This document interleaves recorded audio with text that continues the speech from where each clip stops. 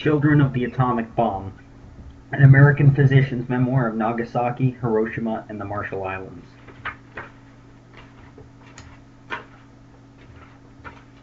1. Nagasaki. We were not prepared for the contrasts of Nagasaki. An enormous military-industrial complex had been developed there before the outbreak of World War II, with factories stretching for miles in a valley that opens to the south where the rest of the city spreads around the head of a spacious protected harbor. Mountains rise sharply, some more than 2,000 feet above the valley floor, dividing the city, separating, as the local inhabitants would discover in August of 1945, the living from the dead. Some of Japan's largest battleships, including the dreadnought Musashi, were built there. Other makers of the tools of war line the banks of the Urakami River as it flows to the beautiful harbor. A second valley lies east of the mountain spur, shielded by the mountains of Nishiyama and Nagagawa, so that even the bomb, the most powerful ever unleashed on a living target, had only limited impact. The tranquil beauty of the valley and the graceful bridges that span the Nakashima River have long been celebrated by the artists of Japan. So just to the southeast lies the place where we lived on the side of the Atagoyama Mountains. It was a world almost untouched by the bomb, a world still tied closely to its past, with roadside views of the Mohi Bay below, where traditional fishermen worked as they had for centuries, and seaside restaurants served the most affluent residents of Nagasaki. There is a history of ties to Western world unique in Nagasaki. This was the first port of entry for the Portuguese when Japan was opened to them in 1571. The Dutch maintained a foothold on Teshima in the bay where the rest of Japan was sealed off from the outside world by the Foreign Exclusion Act of 1636. The Dutch brought modern medicine to Japan through Nagasaki. Roman Catholic priests, despite persecution, maintained a Christian hold within the city, and their followers were among those who suffered the most in the bombing. But this mixture of contrasts and historical contradictions only served to bewilder me when we arrived that January day in 1950. There had been no briefings. I was the only American doctor. My assignment as chief physician of the Atomic Bomb Casualty Commission, or ABCC, in Nagasaki, had been thrust on me after my arrival in Japan. I had accepted reluctantly, always suspecting that it was a form of exile because I had protested the radical discrimination my family and I had suffered from the British occupation officers in Hiroshima. I did not have time to reflect on my anxieties. However, from the moment of my arrival, I sensed the need to get busy. The first thing to do was to deal with the inevitable hostility of people still overwhelmed with anger after the bombing. Many survivors thought we had come to use them simply as guinea pigs, and that our sole interest was to gain information to protect Americans in the United States in the event of an atomic attack. They were skeptical about our real concern for their well-being. They doubted that there would be any treatment for those suffering the long-term effects of radiation. Somehow, urgently, I had to gain their confidence, assure them that we were genuinely concerned about the well-being and were not there to treat them as experimental laboratory animals, but how to proceed. Although I had never been in Japan before, I knew from my mother and father and grandmother of the respect for tradition and authority that this is part of Japanese culture. I have a feeling that the assertiveness training I received as a youthful encyclopedia salesman in Los Angeles also facilitated my work, balancing my respect for the Japanese culture as I struggled to initiate our work. Japan was then administered through 46 regions, called prefectures. In addition to these three municipal administrations in Tokyo, Osaka, and Kyoto, General Douglas MacArthur, Supreme Commander of the Allied Powers, who was overseeing the occupation, worked through the prefectural governors. If he did, I realized, then so should I. Governor Sugiyama headed the Nagasaki prefectural government. I can only imagine the stresses he must have suffered governing that ravaged people, rebuilding the shattered economy. But none of this showed in his friendly, charismatic personality and the warmth with which he greeted me. He assured me of his support and assistance with one proviso. We would get along well only if we recognized that Americans and Japanese approach situations differently and express themselves in different ways. As soon as he said this, he broke out in hearty, disarming laughter. But he was certainly correct, and he was true to his word. He was accessible when problems arose. He introduced me to his staff. It was particularly reassuring to have this good relationship, for he was also our landlord. The ABCC have taken over the lease on the Kaikon building owned by the prefecture, and it was there that we would establish the first clinics to examine children for the effects of bomb radiation. The governor reached out in unofficial ways as well. He had been introducing me to his staff with stag parties in restaurants and geisha houses. The only women present on these occasions were the geishas, who helped serve and entertained with their traditional dances.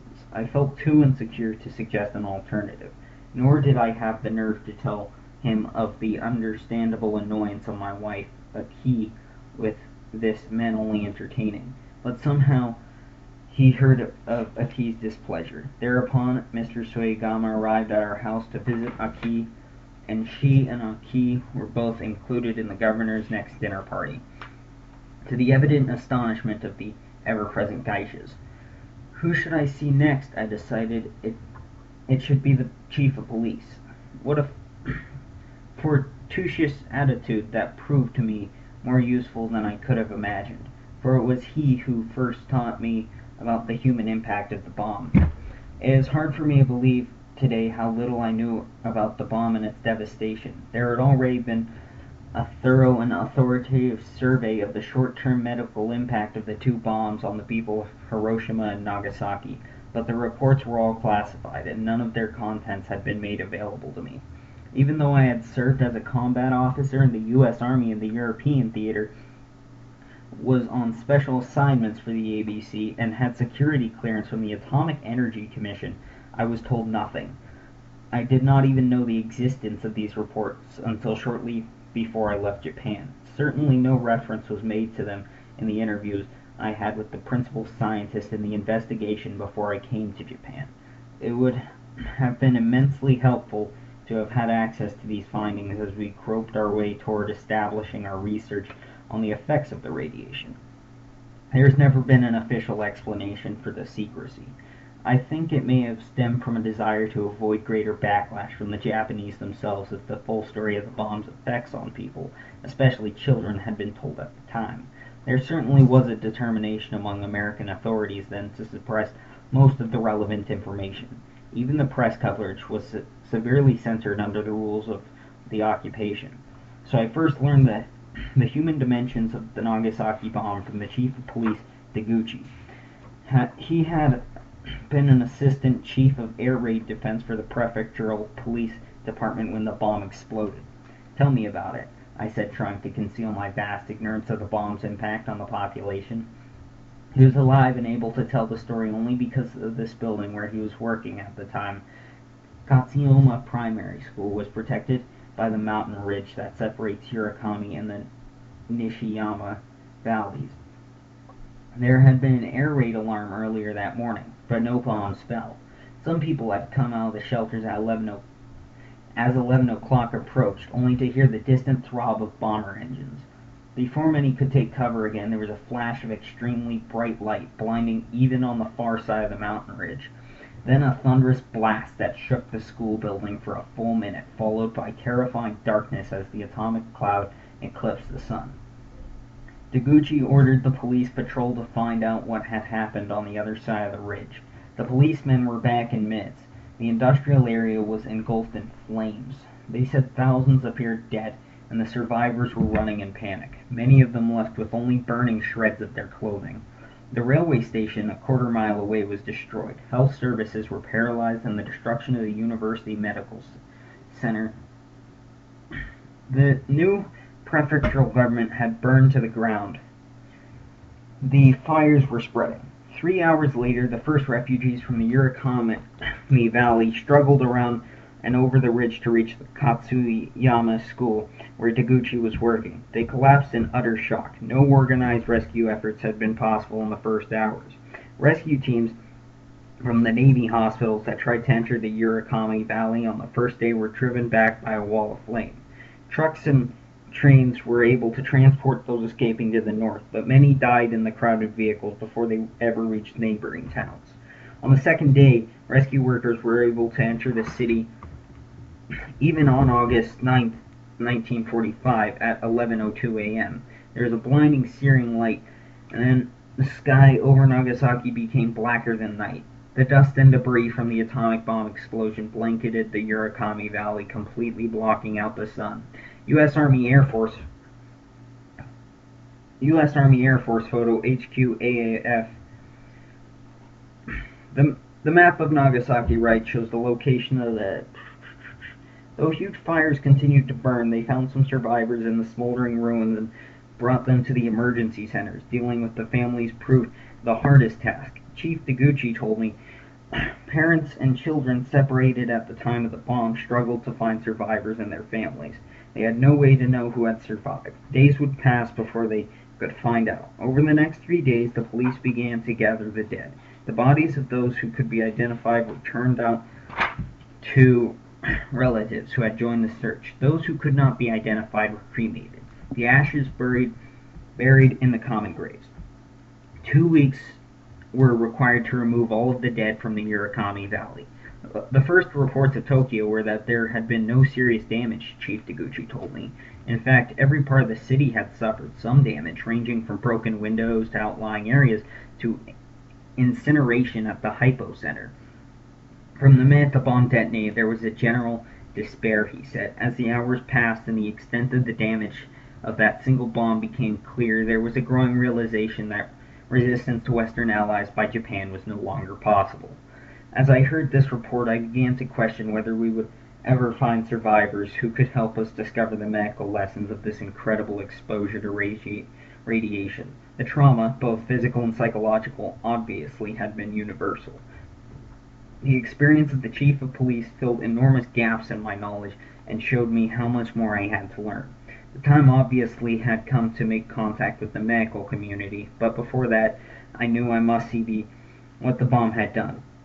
I asked our staff driver to take me to the commission's jeep to the places most affected by the bomb. The places would enable me to match the stories of survivors with the remains of the city.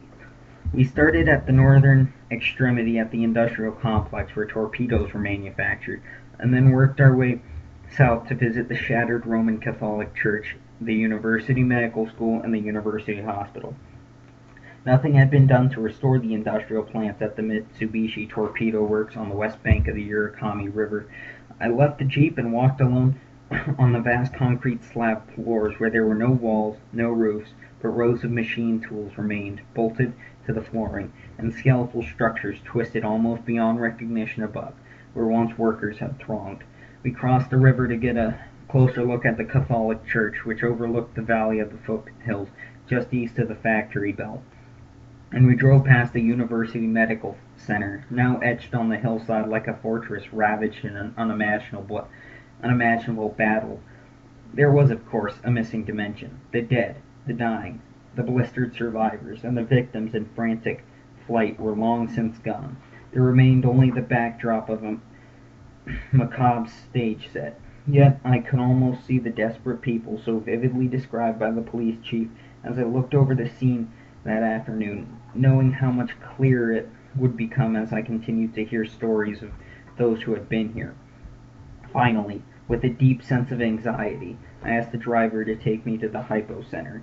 We descended from higher land where the university and hospital stand to the flat area immediately east of the river.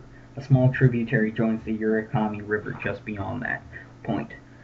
There we came to a small garden with a bench of visitors, a small berm at the center. Shrubs had been neatly planted on the periphery, but it was a cold winter day with no flowers bloomed. On the small rise was a wooden column simply marked Hypo Center. 550 yards overhead, the bomb had exploded. The toll was tallied on a placard at the side. 76,796 killed. No one was there when I made the visit. There was silence. the distant throb of city life somehow erased. I felt as if I were attending a gigantic wake alone. It was not easy to pull myself away, but I knew it was time to go home, the other world to the other world to which I returned each evening. So we turned our backs on the gutted industrial area and left behind the shattered hillside buildings, retreating to the solace of the house where Aki and I lived, screened by a mountain from this horror. At the end of that short drive there was no sign of the war. Our house had been requisitioned from a wealthy businessman for our use. It was a gem of a house sitting within a pristine, carefully manicured garden that screened out any signs of the atomic destruction. We did not look out on desolation or war damage. On the contrary, our view was that of a verdant garden, rich in color even in its winter foliage, with a delicate bridge arching over a quiet pond, neatly trimmed grass on beds where azaleas, lilies, irises, and camellias soon would bloom. We lived, in effect, on an island that had escaped the ferocity of the explosion because it was hidden behind the ridge of the mountains that bordered the valley. Mountains that arbitrated who would survive in the milliseconds after the detonation. I returned there each evening, grateful for the seclusion, but Aki and I never overcame the unease of occupying someone else's dwelling, of seeing the owner come from time to time to look at his garden. We knew in very personal ways the pain a family feels when it's displaced. That evening, after seeing for the first time the physical damage caused by the bomb, I felt a new urgency to establish ties with the doctors of Nagasaki, and through them with the children of Nagasaki. My anxiety at the time would have been erased had I known of the total cooperation I would receive in the months ahead from physicians, from parents, and the children themselves, and I would learn that being a Japanese American would make no difference.